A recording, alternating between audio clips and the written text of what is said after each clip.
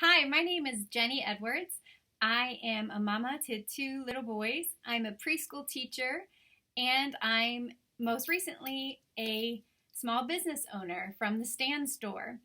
And until recently, the shelves behind me were filled with classroom materials. I used to teach second grade full time, and in the last several years have switched to a part-time preschool position to allow me to be in women's ministry, and also have more time to serve my family, and it's created more balance for me. And it's also created a storage issue. So, like most teachers, I am a bit of a pack rat. I keep everything in hopes of using it for the perfect lesson or knowing that there will be a need for it at some point. So, this causes a bit of a problem in that we need a place to store all of it. So I have this great little attic space that we turned into a classroom. And when the kids were young, we had a little knee-high readers group that we would come to my home and we would basically play school. And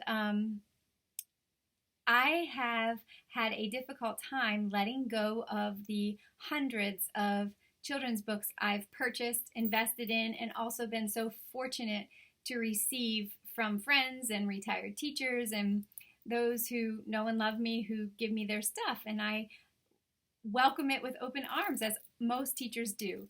And recently I felt like God was saying, let go, give it away, all of it. And I was like, no, thank you. And he kept saying, let go of it. And I kept saying, but it was so expensive and it took me so long to acquire these things. And what if I need it? And I'm sure there's a lesson in preschool that's going to need 1,000 dominoes and 200 Unifix cubes and all of this surplus I've acquired. Surely you don't mean give it all away. And he kept saying, no, I mean it. And have I not taken care of you in every need you've ever had? So after some back and forth dialogue, I finally let go. I cleared all my shelves before I knew what was going to fill them, before I even knew a reason why. I started letting go. I started purging all of these treasures that I've been acquiring for years, things that I've spent more than I care to calculate, things that are near and dear to my heart, that I have emotional ties and connections to from my many years in the classroom. Shortly after I let go of all of these things and my shelves sat empty, God started to put this idea on my heart of opening a small business called From the Stand Store. If you watched my previous video, I spoke about being intentional with my family and showing up for the love of my husband and my children and spending time with them in the woods, and finding myself sitting in a deer stand and having time to actually hear myself think. I started dreaming about making a ministry through clothing, through wearable faith, allowing our words to be seen, and our clothes to start conversations in the store, and also as a way to bring hope and joy and wonder, a pause for what is that? What does that mean? Into my local community. And so I have been so fortunate to be embraced by friends, families, and neighbors whom I love, who have come alongside me and say, hey, that's a pretty cool idea and I'd be happy to buy a shirt. And so I've found enough momentum to find the confidence to walk in faith, knowing, you know what, if God orders my steps to continue doing this, then I'm going to do it. And when he's finished with his purpose, he's going to shut the door, make that clear too. But until he does that, I never saw myself making t-shirts or being in any line of business because I'm a preschool teacher. So recently, I decided to try making coffee mugs. That didn't go so well because no one taught me how to use a mug press in the College of Education. And though it should be a fairly simple thing to figure out, what I realized is that not only do you have to know how to turn on the machine and activate it, that's not a big deal, push the button.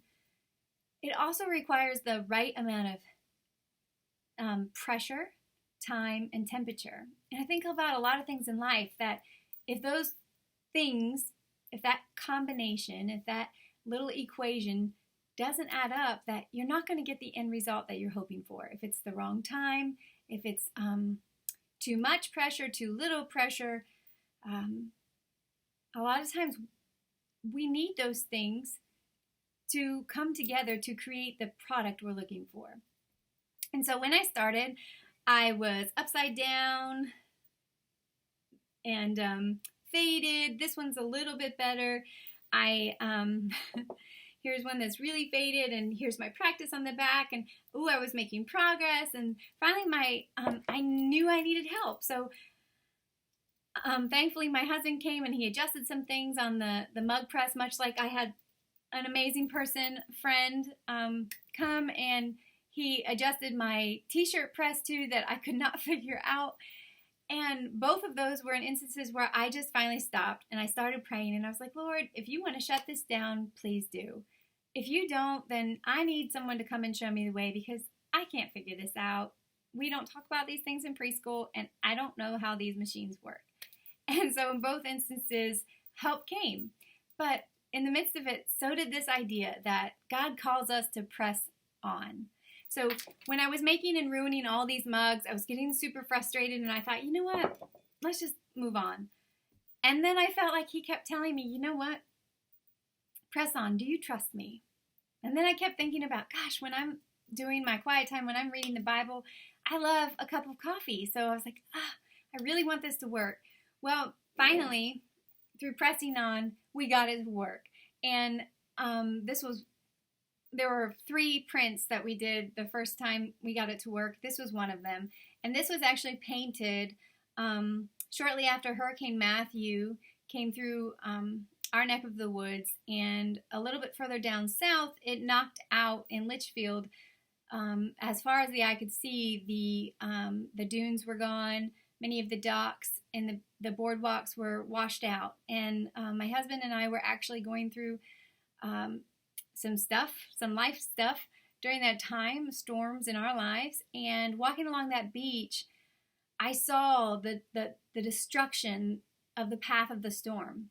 And what was beautiful is when we came around and got down and really saw what was in the midst of the wake of the storm, someone had used the debris from the damage of the storm and resurrected the wood into a cross.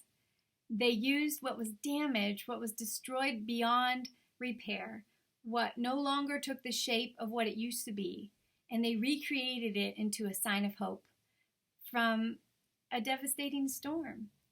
And my point in all of this and sharing this with you today is, I don't know where you are, and I don't know what kind of storms are in your life. I don't know what kind of things are coming out of left field for you. I certainly never thought I would be running a small business, certainly not making t-shirts or mugs or anything in this line of work. But you know what? God called me here, and he revealed to me that, you know what? I equip the unqualified.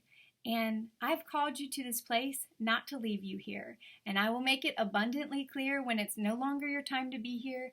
But if you trust me, if you're willing, I'm able.